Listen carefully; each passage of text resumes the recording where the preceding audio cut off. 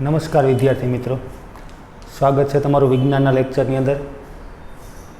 આપણે વિદ્યુત પાઠ ચાલુ હતો અને વિદ્યુત પાઠની અંદર આપણે લાસ્ટ લેક્ચરમાં જે દાખલાઓ અને સાથે સાથે વિદ્યુત પ્રવાહની તાપીય અસર અને વિદ્યુત પ્રવાહમાંથી ઉષ્મા ઉર્જા કેવી રીતે મેળવી શકાય એનો અભ્યાસ કરી ગયા।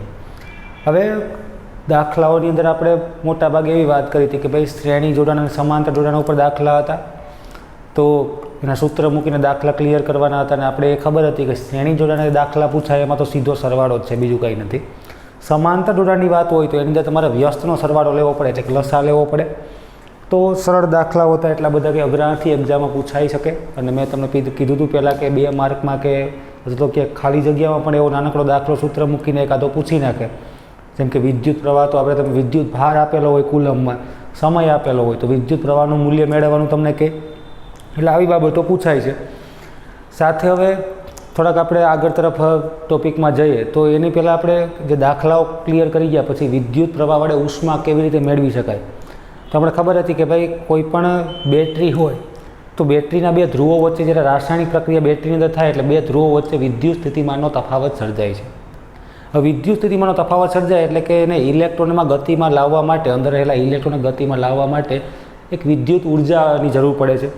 એ વિદ્યુત ઉર્જા છે એ ઘણી બધી પ્રકારની ઉર્જા ઘણા બધા જથ્થામાં હશે, પરંતુ જ્યારે ઇલેક્ટ્રોનને ગતિમાં લાવવાની વાત હોય તો એ ઓછા પ્રમાણમાં, એટલે ખૂબ ઓછા પ્રમાણમાં એ ઉર્જાની જરૂરિયાત રહે છે।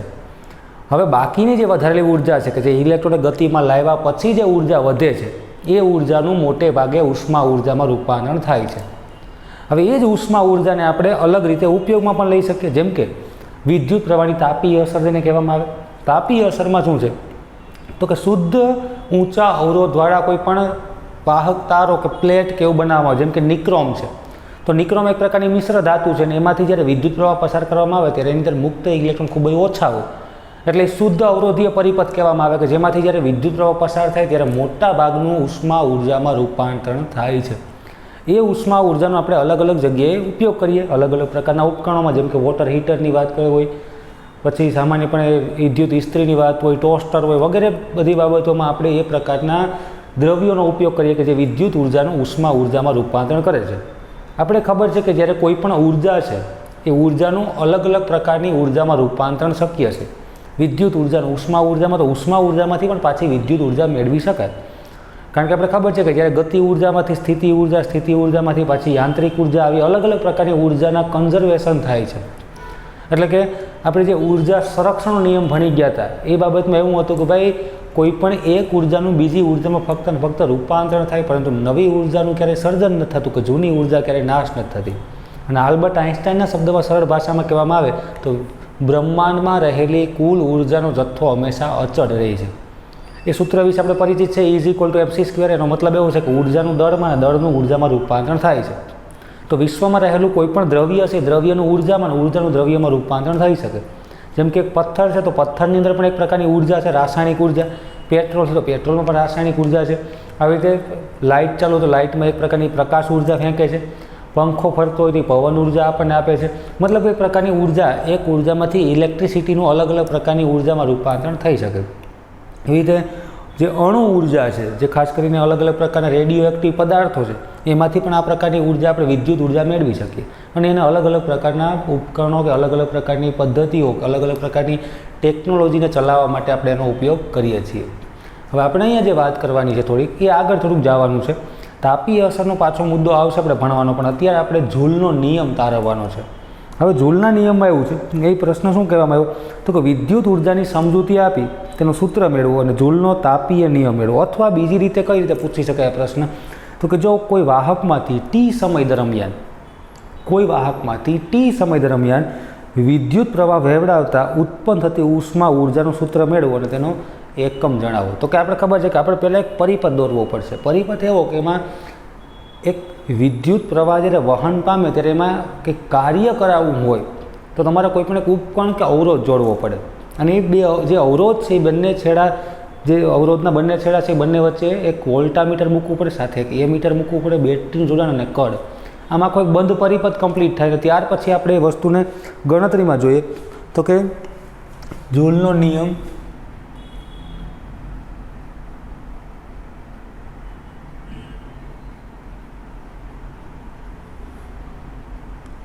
હવે હું એ તમને આ રીતે કહું છું, પ્રશ્ન તમારો એ રીતે છે કે વિદ્યુત ઉર્જાની સમજૂતી આપી તેનું સૂત્ર મેળવો, જૂલનો તાપીય નિયમ મેળવો. એટલે આપણે એમ પણ કહી શકીએ અથવા તરીકે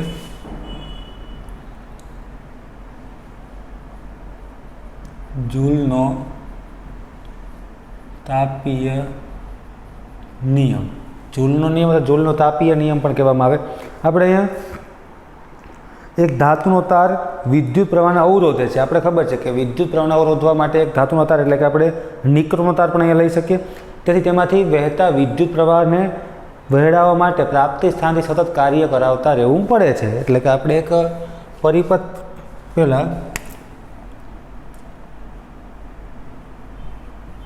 પરિપથમાં એક અવરોધક તાર મૂકતા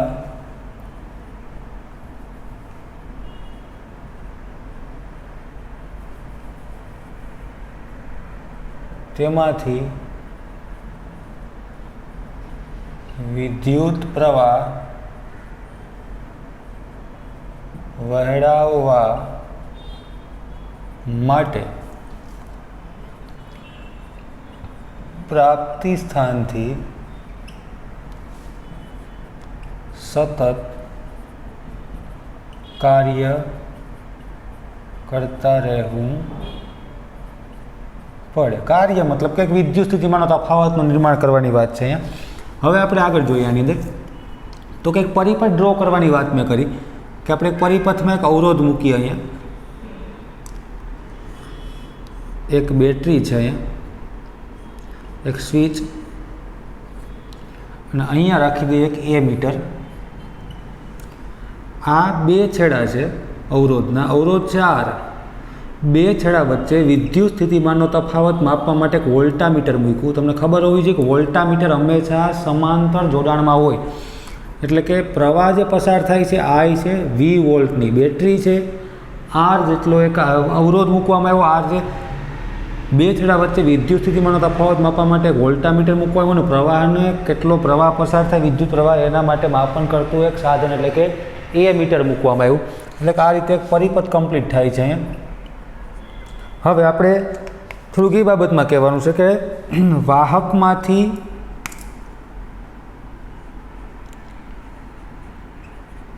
વાહકમાંથી પસાર થતો પ્રવાહ I અને I છે એટલું કહીએ વાહક તારમાં આપણે એમ પણ કહીએ છીએ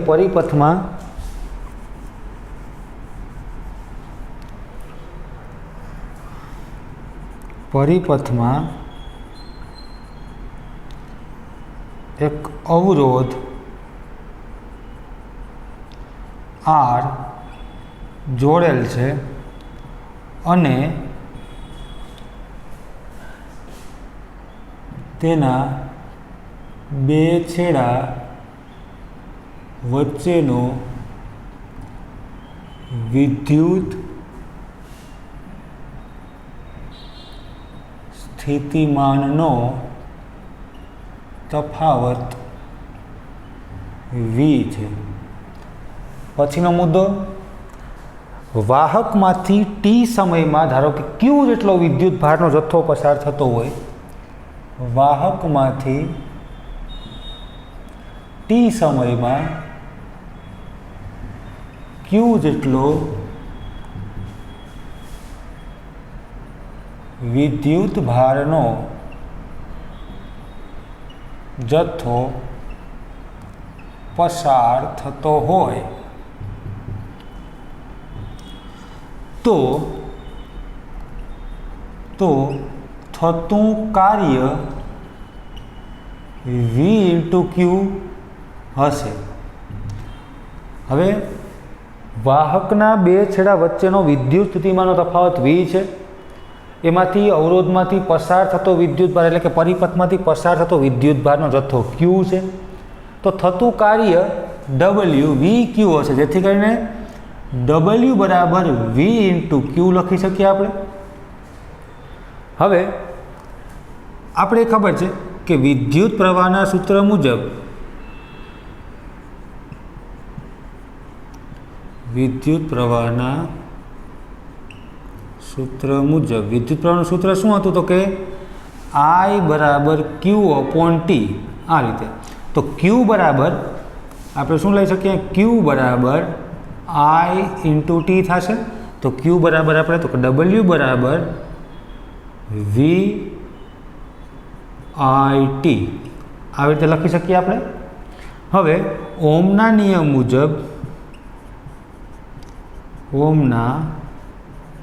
નિયમ મુજબ વળી પાછું વીની પણ વેલ્યુ મળે આપણે. V ઇઝ ઇક્વલ ટુ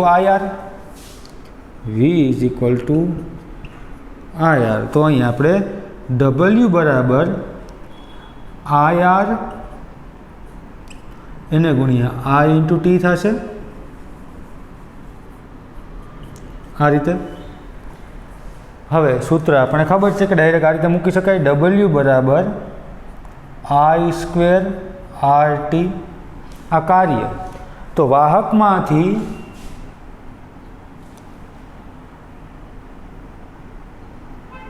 વાહકમાં થતું કાર્ય W છે તેટલી જ તેમાં ઉષ્મા ઉર્જા ઉત્પન્ન થશે. માટે સૂત્ર નીચે મુજબ લખી શકાય. કઈ રીતે? તો ઉષ્મા ઉર્જા માટે આપણે હીટ શબ્દ વાપરીએ તો હીટ H બરાબર I સ્ક્વેર RT. આ સૂત્ર આપણને મળી ગયું અહીંયા આ રીતે. તો સિમ્પલ લોજિકવાળી વસ્તુ છે, કંઈ નથી આમાં. H is equal to I square RT. તો આપણે ખબર પડી ગઈ કે વિદ્યુત પ્રવાહનો વર્ગ, અવરોધ R અને T આ ત્રણેયનો જ્યારે ગુણાકાર કરવામાં આવે ત્યારે એમાંથી ઉત્પન્ન થતી ઉષ્મા આપણને H હીટ એનર્જી મળી જાય. તો આપણો અહીંયા નિયમ, તો હવે જૂલના નિયમ અહીંયા ઉષ્મા ઉર્જાનો SI એકમ જૂલ છે. પછી વ્યાવહારિક એકમ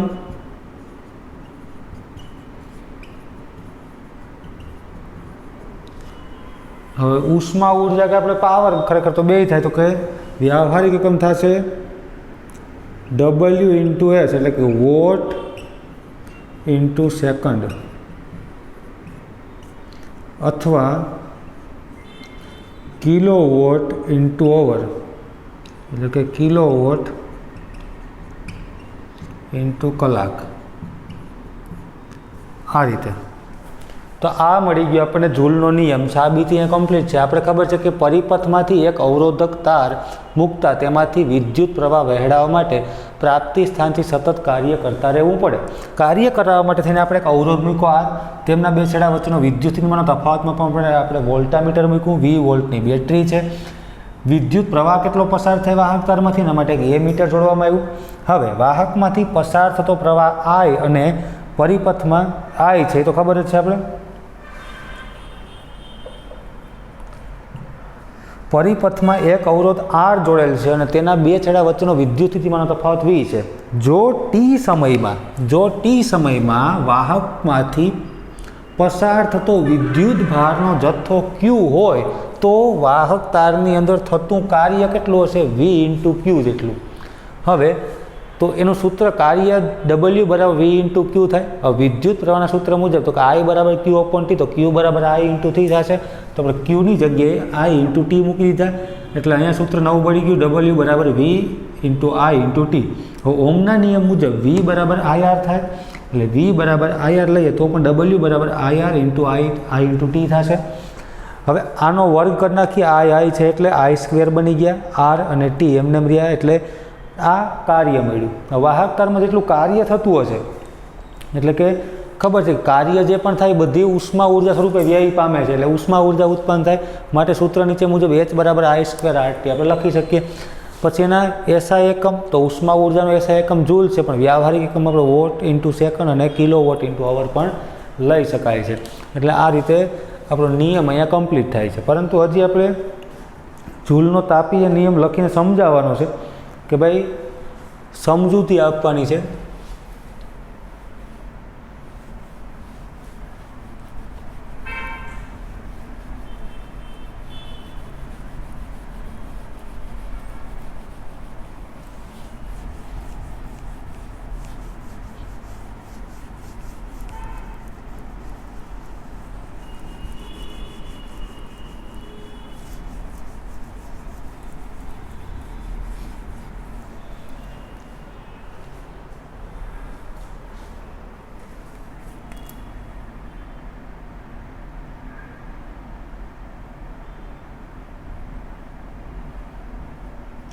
જૂલના તાપીય નિયમની સમજૂતી.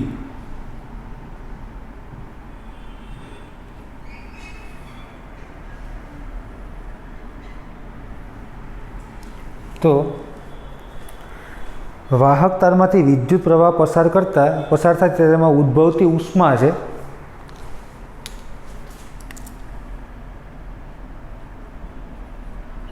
વાહક તારમાંથી વિદ્યુત પ્રવાહ પસાર કરતા તેમાંથી ઉદ્ભવતી ઉષ્મા ઉર્જા નીચેની બાબતો પર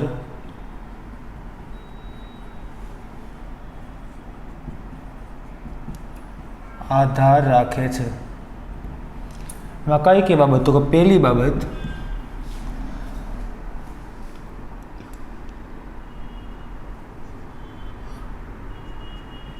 આપેલ તો કે વાહક તારમાં ઉદ્ભવતી ઉષ્મા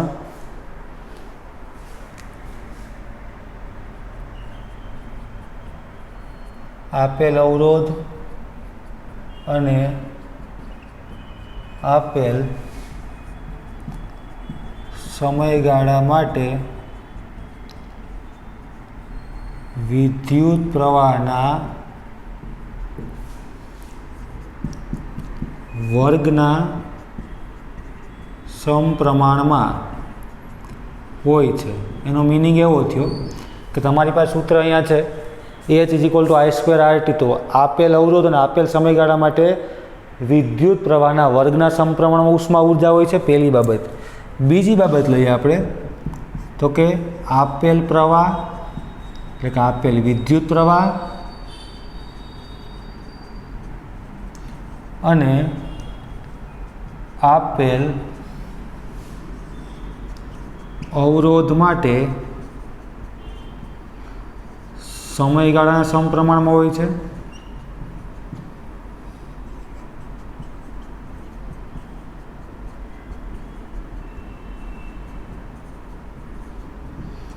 તો બીજી બાબત એ થઈ કે આપેલ પ્રવાહ અને આપેલ અવરોધ માટે તેના સમયગાળાના સમપ્રમાણમાં. અને ત્રીજી બાબત હવે વધી તો કે ત્રીજા નંબર ઉપર આપેલ પ્રવાહ અને આપેલ સમયગાળા માટે અવરોધના સમપ્રમાણમાં હોય છે. માટે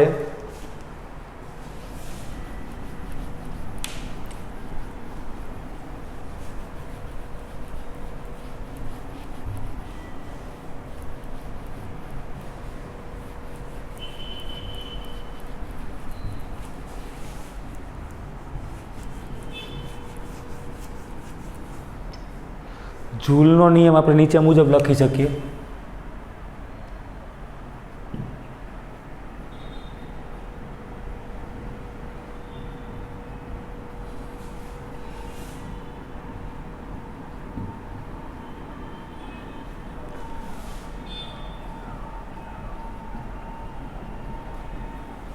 કઈ રીતે? તો કે આ રીતે અહીંયા H is equal to I²R into T. આ આપણે સૂત્ર મળી ગયું. હવે જૂલનો નિયમ નીચેની બાબતો પર આધાર રાખે છે, અથવા તો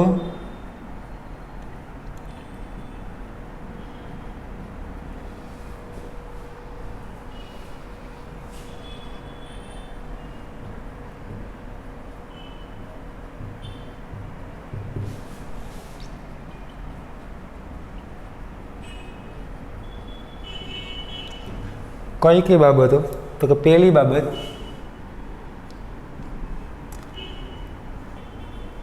વિદ્યુત પ્રવાહ I, અવરોધ R અને સમય T. આ એટલી બાબતો પર આધાર રાખે. તો આપણે જૂલનો તાપીય નિયમની સમજૂતી આપણે ખબર પડી ગઈ. વાહક તારમાંથી વિદ્યુત પ્રવાહ પસાર કરતા તેમાંથી ઉદ્ભવતી ઉષ્મા ઉર્જા નીચેની બાબતો પર આધાર રાખે. પહેલી બાબત કઈ? તો કે આપેલ અવરોધ અને આપેલ સમયગાળા માટે વિદ્યુત પ્રવાહના વર્ગના સમપ્રમાણમાં હોય છે. બીજા નંબર ઉપર આપેલ પ્રવાહ અને આપેલ અવરોધ માટે તેના સમયગાળાના સમપ્રમાણમાં હોય છે. અને ત્રીજા નંબર ઉપર આપેલ પ્રવાહ અને આપેલ સમયગાળા માટે તેના અવરોધના સમપ્રમાણમાં હોય છે. એટલે આપણે સૂત્ર મળી ગયું H is equal to I²RT વાળું. એના ઉપરથી ખબર પડે કે જૂલનો નિયમ નીચેની બાબતો પર આધાર રાખે. કઈ વિદ્યુત પ્રવાહ I, અવરોધ R અને સમય T. તો આ રીતે આપણે એને કમ્પ્લીટ કરી શકીએ. પછી હવે થોડાક આપણે ઇનટેક્સ પ્રશ્નોત્તર તરફ જઈએ. અહીંયા આપણો આ પ્રશ્ન મૂળભૂત બાબતો પૂરી થઈ ગઈ. હવે ઇનટેક્સ પ્રશ્નોત્તર. ઘણા વિદ્યાર્થીઓ પૂછતા હોય કે કયા પ્રકારના ઇનટેક્સ પ્રશ્નોત્તર મારે એક્ઝામમાં લખવા. તો અહીંયા હું પેજ નંબર પર લખી દઉં છું. નવનીતના પેજ નંબર ઉપર 121 નંબરના પેજ નંબર ઉપર આપેલ છે ઇનટેક્સ પ્રશ્નોત્તર, પેજ નંબર 121. ઓકે, એટલે હોમવર્કમાં પણ આ જ લખવાનું થશે. હવે પહેલો પ્રશ્ન આપણો એવો છે કે શા માટે વિદ્યુત વિતરણ દોરડું ચળકતું નથી જ્યારે તેનો તાપીય ઘટક ચળકે છે? તો કે પ્રશ્ન હવે સમજૂતીવાળો છે ખાલી. શા માટે વિદ્યુત હીટરનું દોરડું ચળકતું નથી જ્યારે તેનો તાપીય ઘટક ચળકે છે? આવું શા માટે? શા માટે વિદ્યુત હીટરનું દોરડું ચળકતું નથી જ્યારે તેનો તાપીય ઘટક ચળકે છે? ચળકવું એટલે કે એકદમ લાલ ચોળકે એવી રીતે ગરમ થવું એકદમ. હવે હીટર હોય ધારો કે, તો આપણે એમ વાત કરીએ કે હીટર તો આપણે સગડીની વાત પણ કરી શકીએ. અહીંયા જૂના જમાનામાં સગડી આવતી, એમાં આ પ્રકારે સ્પ્રિંગ હોય છે, અલગ અલગ ઘણી બધી સ્પ્રિંગ જોડેલી હોય. આ રીતે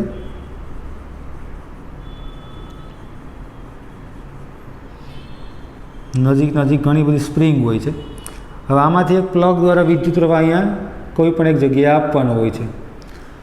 જે વિદ્યુત પ્રવાહનું જે દોરડું છે એમાં કોઈ જાતની કંઈ અસર નથી થતી, પણ જેવો વિદ્યુત પ્રવાહ અહીંયા પસાર થાય થોડી જ વારમાં આ આખી સગડીના જે અંદર રહેલી જે સ્પ્રિંગ છે એ બધી લાલચોળ ગરમ થાય છે.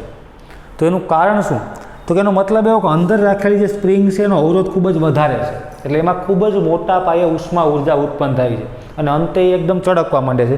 જ્યારે એનું આ વિદ્યુતનું દોરડું છે, વિદ્યુત પ્રવાહનું જે દોરડું છે ચળકતું નથી, કારણ કે આનો અવરોધ ખૂબ જ ઓછો હોય, કે આ કાં તો એલ્યુમિનિયમ કાં તો તાંબાનો તાર હોય છે, એટલે આમાંથી વિદ્યુત પ્રવાહ છે સરળતાથી વહન પામી શકે છે. તો એ જ રીતે આપણે આનો જવાબ પણ આ જ પર પ્રશ્નનો એ રીતે લખી શકીએ આપણે કે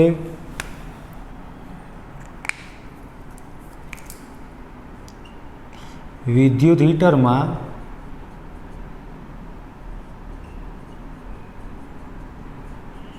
તેના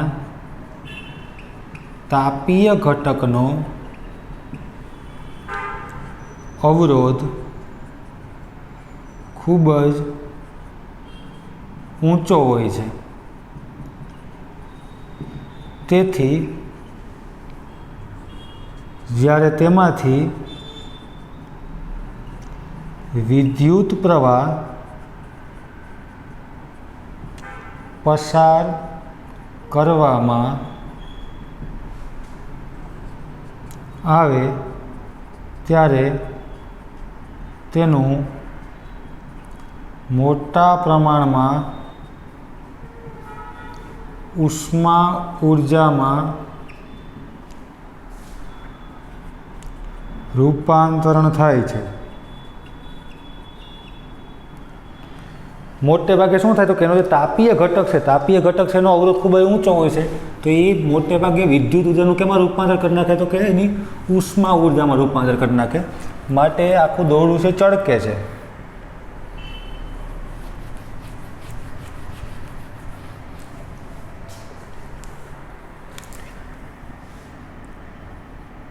આમ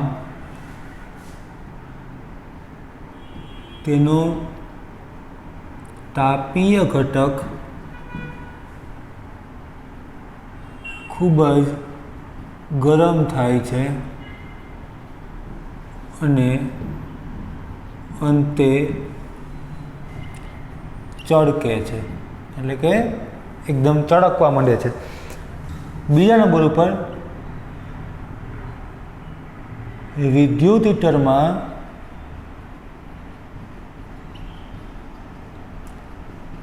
રાખવામાં આવેલ દોરડું શુદ્ધ ધાતુનું બનેલું હોય છે અને તેનો અવરોધ ખૂબ ઓછો હોય છે,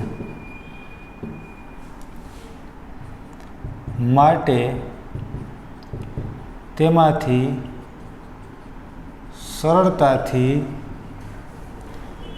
વિદ્યુત પ્રવાહ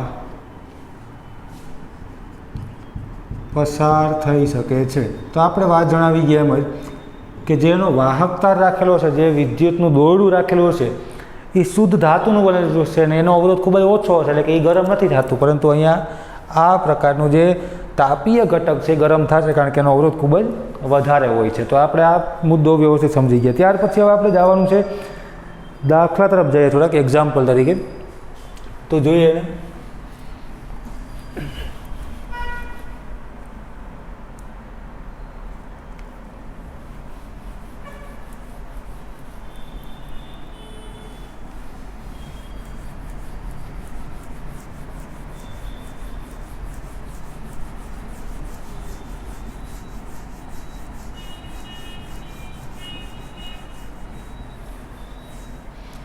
હવે દાખલામાં એવું છે કે 50 વોલ્ટના વિદ્યુત સ્થિતિમાનના તફાવત હેઠળ 1 કલાકમાં 96,000 કુલમ વિદ્યુત ભારને એક સ્થાનેથી બીજા સ્થાને ખસેડતા ઉત્પન્ન થતી ઉષ્મા ઉર્જા શોધો। તો 50 વોલ્ટ એટલે V બરાબર છે 50 વોલ્ટ,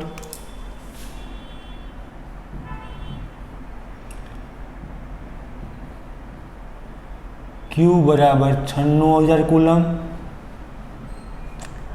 T બરાબર 1 કલાક અને 1 કલાક બરાબર આપણે ડાયરેક્ટ લઈ લઈશું અહીંયા 60 ગુણ્યા 60 બરાબર 3600 સેકન્ડ, આ રીતે। તો એમાંથી ઉત્પન્ન થતી ઉષ્મા ઉર્જા કેટલી તો કે વાહક તારના એક અવરોધ ધારો કે અહીંયા ગણીએ આપણે, એના બે છેડા વચ્ચેનો વિદ્યુત સ્થિતિમાનનો તફાવત 50 વોલ્ટ, 96,000 કુલમ વિદ્યુત ભાર 1 કલાકમાં પસાર થાય, તો અહીંયાથી હીટ એનર્જી H કેટલા ઉત્પન્ન થાય, સોરી આપણે કેપિટલ H, તો H શોધવાના છે આપણે। હવે આપણી પાસે સૂત્ર છે કે સૂત્ર ડાયરેક્ટ આપણે H બરાબર V into I into T લગાડી શકીએ। H બરાબર V I T, V is equal to IR થાય, પરંતુ IRની જરૂર નથી કારણ કે વોલ્ટેજ આપણે ડાયરેક્ટ આપેલા છે। હવે I આપેલા છે નહીં, માટે આપણે Iનું સૂત્ર એટલે કે I બરાબર Q અપોન T વાળું સૂત્ર લગાડીએ। તો H બરાબર V Q અપોન T અને આ T, તો અંશ અને છેદના T નીકળી જશે એટલે H બરાબર V ઇન્ટુ Q થઈ ગયા। હવે બંને બાબતો છે, વોલ્ટેજ પણ છે અને 96,000 કુલમ પણ છે આપણી પાસે. તો H બરાબર વોલ્ટેજ આપેલા છે 50 એને ગુણ્યા 96,000. હવે 96 ગુણ્યા 5 એટલે 480 જેવું થતું હશે. હા, 480. તો H બરાબર 480 એમાં 3 અને 4 શૂન્ય બીજા, આ રીતે થાય. હવે અહીંયા આપણે એમ લખી શકીએ તો H બરાબર આ શું મળ્યું આપણે જૂલમાં ઉર્જા મળી. તો આમ લખી શકીએ 48 ગુણ્યા 10⁵ જૂલ. તો જે આમ પણ લખી શકાય કે 4.8 ગુણ્યા 10⁶ જૂલ, આ રીતે. અને હજી પણ જો આગળ વધ્યા આની અંદર તો હજી પણ એક બાબત થશે કે H બરાબર 4.8 ગુણ્યા 10⁵ કિલો જૂલ થશે. એટલે 10⁵ એટલે 10⁵ કિલો જૂલ થાય. એટલે આમ જો તો 48 થઈ જશે, કારણ કે 3 શૂન્ય છે, 4.8 એને ગુણ્યા 10⁵. તો આ પોઈન્ટને આપણે કાઢી નાખીએ તો એક ઘાત અહીંયાથી ઘટી જાય એટલે 4 8 00 કિલો જૂલ મળી જાય સીધા આપણે. એ પણ લખી શકીએ અહીંયા. તો આ પહેલો દાખલો આપણો અહીંયા કમ્પ્લીટ થાય છે. બીજા દાખલા તરફ આપણે જઈએ હવે. એના પછીનો દાખલો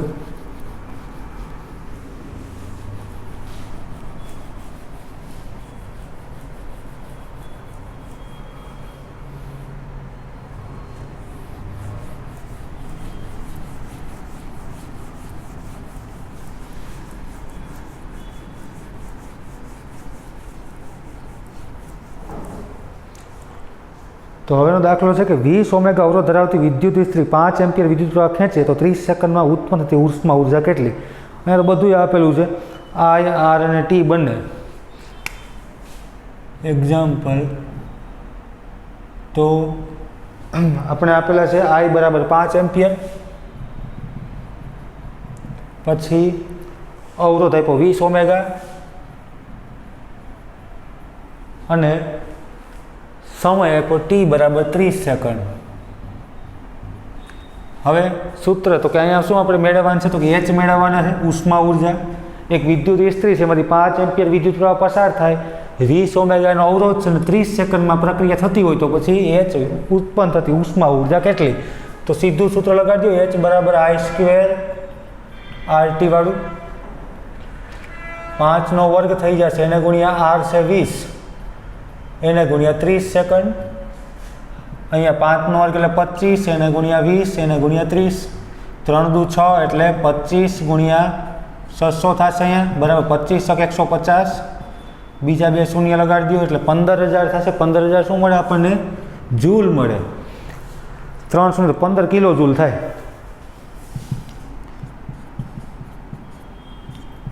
આ જવાબ આપણો કમ્પ્લીટ અહીંયા. તો દાખલા પણ પૂરા નહીં, ઇનટેક્સ પ્રશ્નોત્તર પૂરા. હોમવર્કમાં અત્યારથી જ કહી દઉં, આજની તારીખમાં ચાલ્યા એટલા જેટલા પણ પ્રશ્નો છે એ બધા પ્રશ્નો તમારે હોમવર્કમાં લખવાના, છતાં પણ એ એપ્લિકેશનમાં હોમવર્ક મૂકા છે પણ એ રાહ ન જોતા, કદાચ ટેકનિકલ ખામીના કારણે ન કહેવાય તો પણ તમારે આ રીતે હોમવર્ક કરી નાખવાનું છે. પ્રશ્નો અને ઇનટેક્સના પ્રશ્નો તરા એટલી બે વસ્તુ છે. હવે નવો મુદ્દો નવાથી ચાલુ કરશો, હજી વિદ્યુત પ્રવાહની તાપી અસર આપણે ભણવાની થશે, તો ત્યાં સુધી આપણે એટલું કમ્પ્લીટ કરી નાખો, બાકીના પ્રશ્નોને આપણે આગળ સમજૂતી મેળવશું. Okay, thank you.